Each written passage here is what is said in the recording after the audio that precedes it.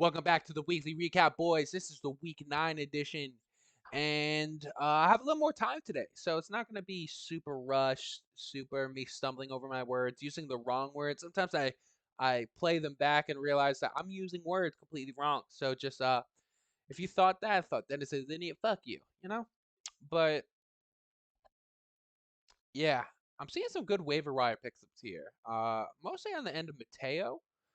Mateo is picking up two receivers here in Deontay Johnson and Odell Beckham Jr. I like the Odell pickup. Deontay Johnson, I own him in another league, and he's upsetting me. Could be discussed as a possible bust because third round pick in our league, 35th overall. And my God, the Steelers' offense have been putrid, single digits since week 4 in his fantasy standing. So we'll see how that pickup pays off. Maybe he'll turn it up. Uh, I'm gonna get hip to.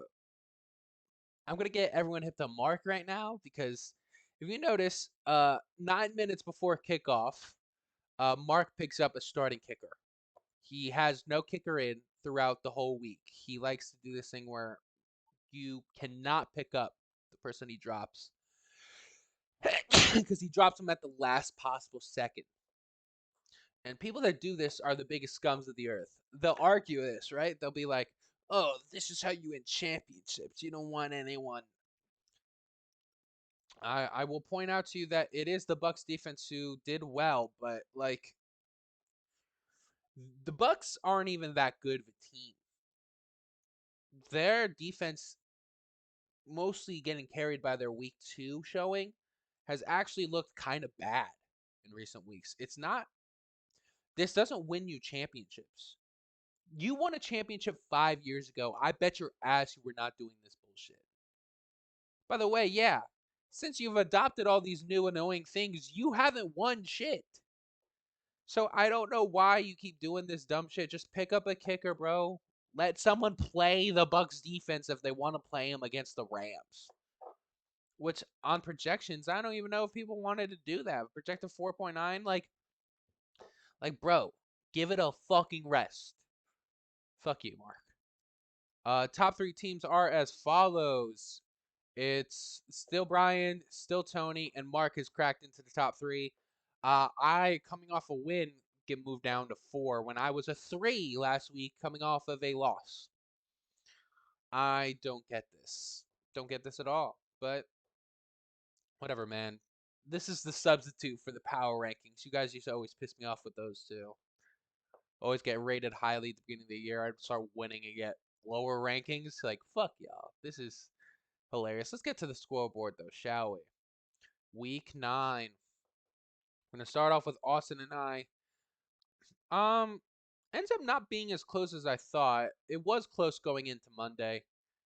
Going into Sunday night, I'll say, because Monday I had that like point 0.5 lead. I kind of just like won it already. But Kenny and Drake went on Monday and added a huge cushion.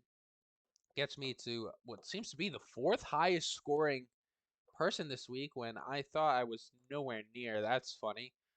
Um, Scoring almost 113 without Saquon was pretty exciting for me. My running back still let me down when it comes to Donta Foreman and Aaron Jones. I benched Donta Foreman last week and I start him and he hurts me. But um, Aaron Jones got hurt as well. Looks like he'll be back. Tyreek Hill getting a touchdown is huge for the points. Justin Herbert's lets me down. Nick Folk pickup was elite. In terms of in terms of Austin's team, Derek Carr, the 18.36, good performance. Good performance from Damian Pierce. Deion Jackson got hurt, a bit unfortunate. Stephon Diggs with 11.8 against the Jets. You know, the Jets defense is way better than people give them credit for, so I'll even bring that up. Amon Ra, had a great start to the year. A little lackluster in returning from his injury. Only one double digit showing. Still got 9 targets. You're not upset with it, but he benches DeAndre Swift, and that's not even like a big deal. He starts Lazard, he does well, but I mean, Kind of just a rough week for Austin. Not a completely terrible week because no, the only person who got less than, I mean, his kicker getting one, but kickers are shot in the dark. Tough week for Austin. Keeps me in a fight in the East, and I'll bring up the East more later. Uh, Tony has an all-around great performance against Vinny. Has one single-digit performance that he could have replaced on his bench with the defense. Everyone else is double-digit. DJ Hawkinson on his new team getting 11.5. The Seattle receivers, who I had at one point last year, was a little tricky for me, and I wanted to trade. But this turns out being even fucking better for them. I swear they're even producing more than I thought. Wide receiver 19 and wide receiver 10 on the year. Having both Seattle wide receivers with Geno Smith is huge. And his running back room is Derrick Henry and Dalvin Cook, and Josh Allen fucking lost a game and he's getting 25. This is this is an insane look for Tony. Vinny had his bye week with Najee and CD, but his subs do not come in and give him any help.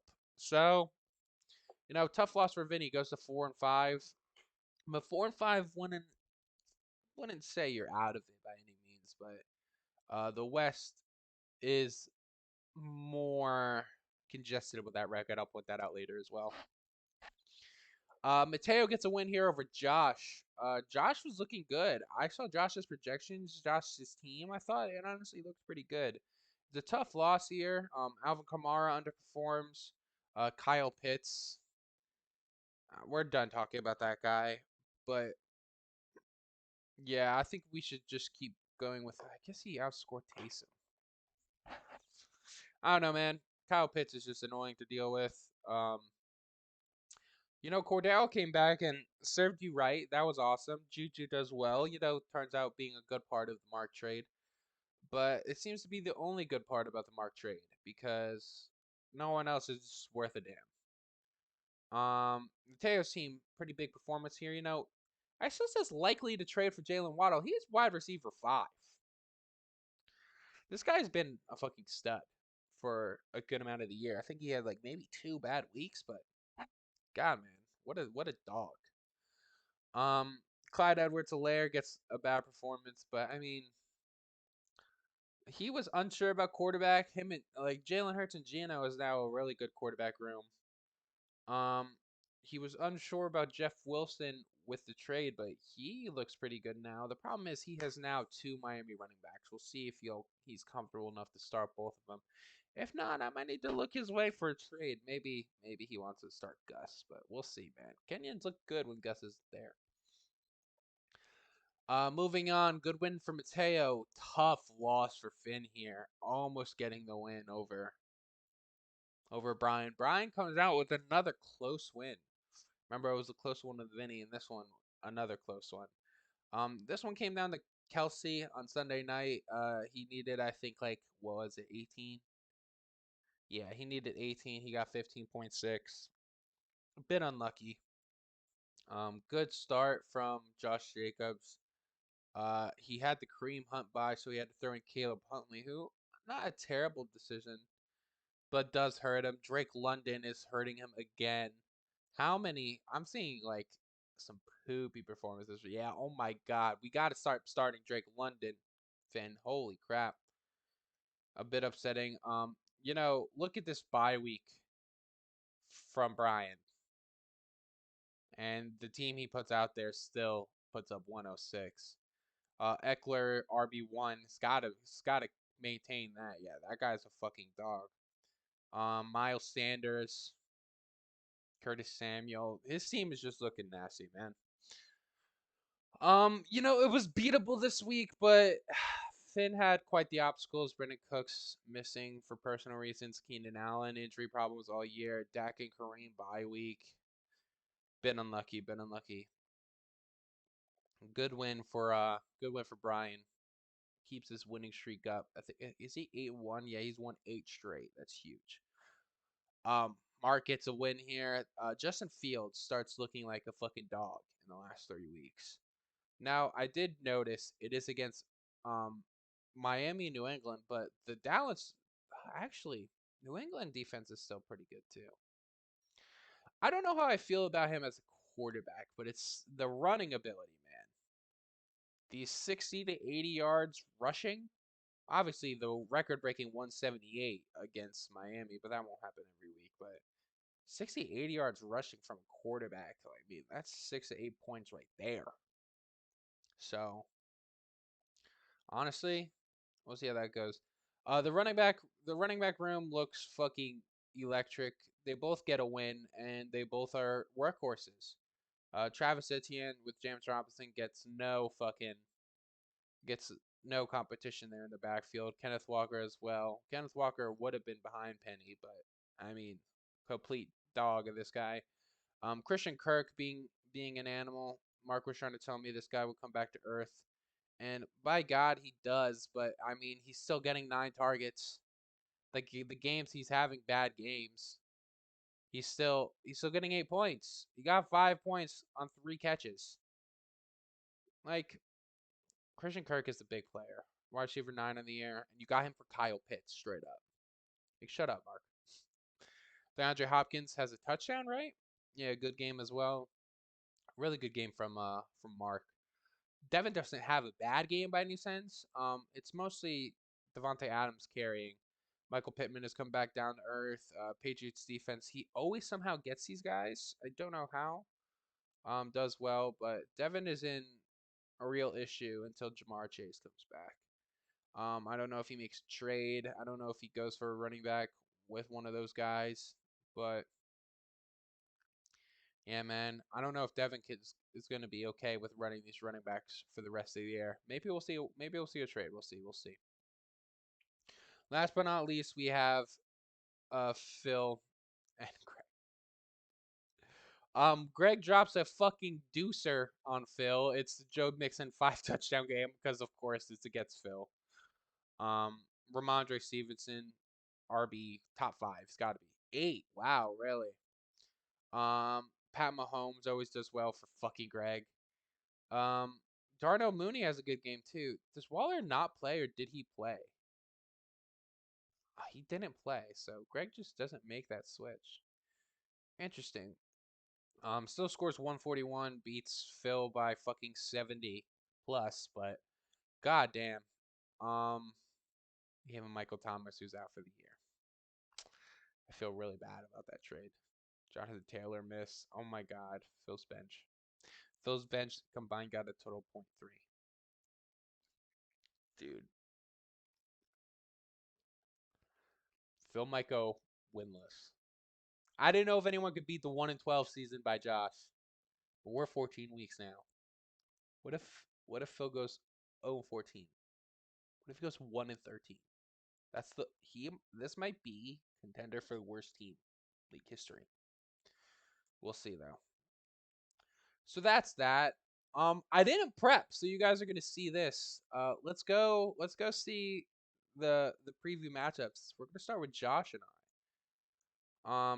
Josh and I seems to be I'm winning the rivalry, but Josh won the last two. If I remember, I made a meme that Josh beat my fucking ass in week 11 and 13 last year. Yeah, I played him in twice in 3 weeks.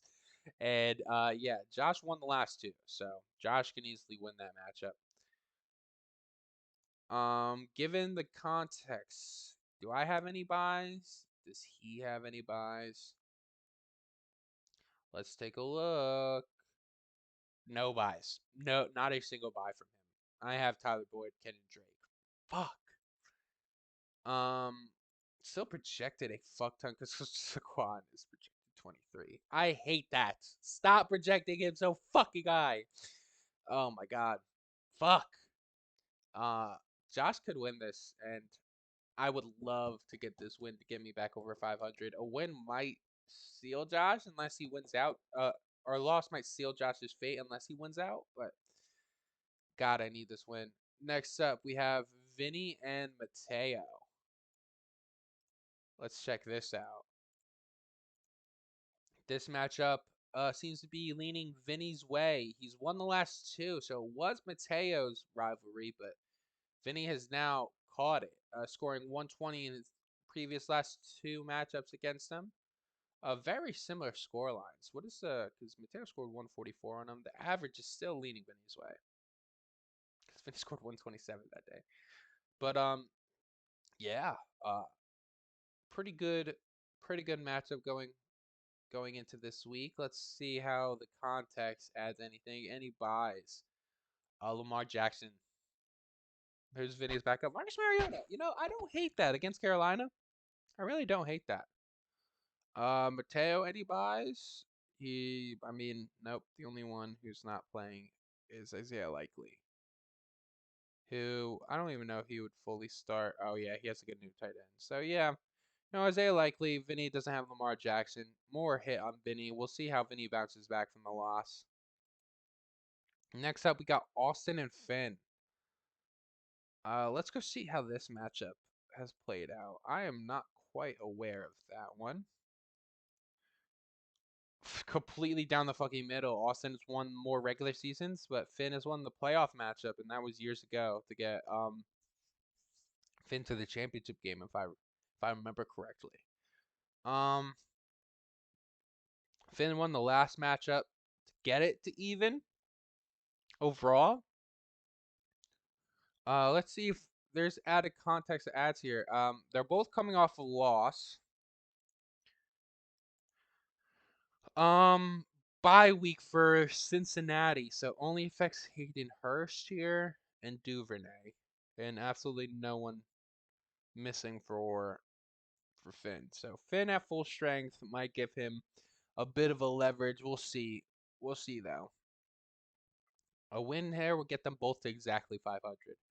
Now this matchup is gonna be holy shit. The matchup projections are nuts. So ignore this. Mark's projected 122. I hate high projections, so we'll see how that turns out. Um, Brian versus Mark. They both on the season, the final standing projection thing. Two top three teams. Brian on an 8-game win streak. I think Mark on a 4-game win streak, if I'm not mistaken, something like that. But yeah, it's gonna be a tough matchup. They give the edge to Mark with the projections, but let's see where the trust remains in the rivalry. It's leans Mark's way. It's 4-4 in the regular season, but that playoff win over Brian he has, it seems to be 2016 year two, is going to be the determining factor here.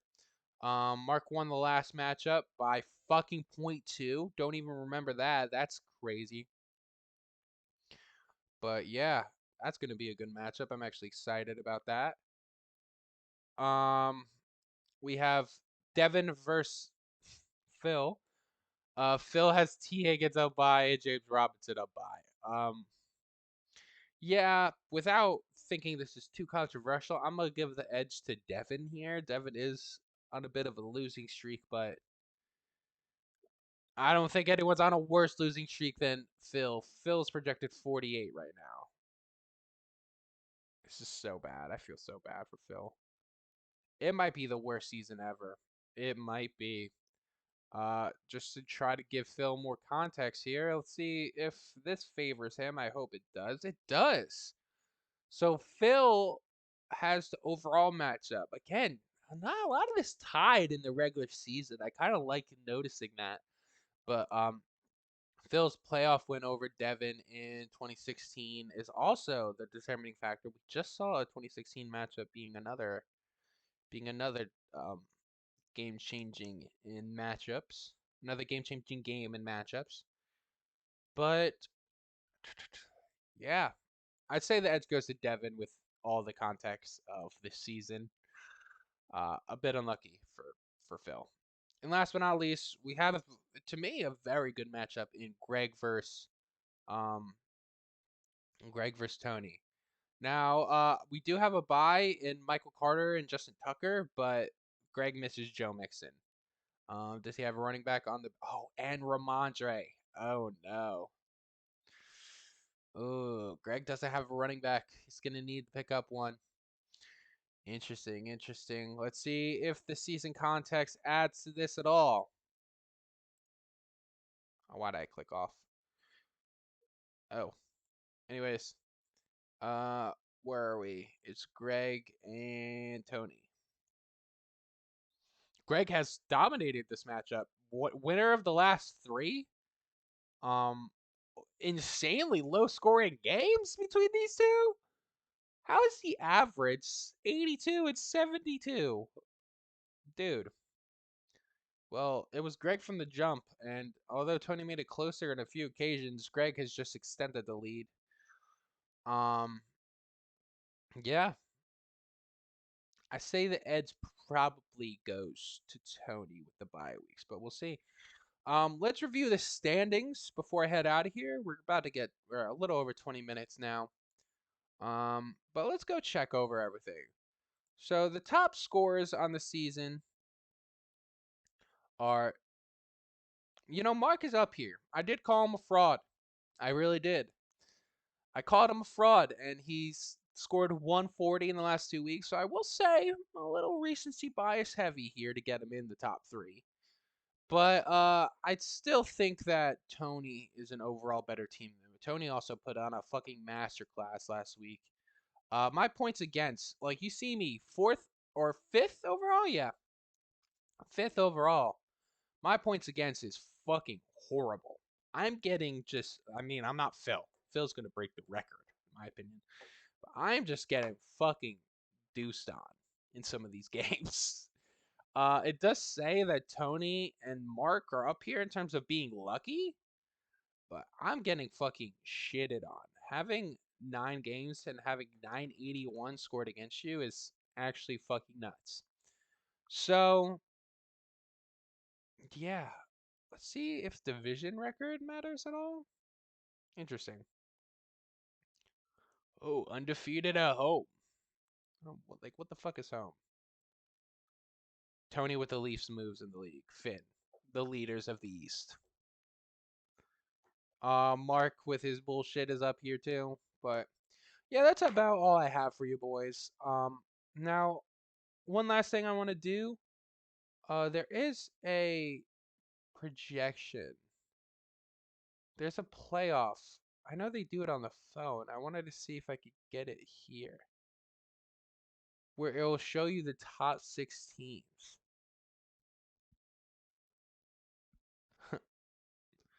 Wait, what's this points against tab? All right, this is nuts. I'm just kind of learning here, but damn, I thought I would be able to pull up the standings in a cooler way, but I don't think I can. Oh, activates. This is me just taking people in and out of my lineup. 9 IRs. Yeah, I've had a fuck ton of injuries, but all right, boys. I'm not gonna waste your time anymore. Thank you for spending a little more time with me this week. I think I'm like 8 minutes over what I usually do, but appreciate y'all, and we'll see what happens in the week going forward. Let's see what happens in the league going forward.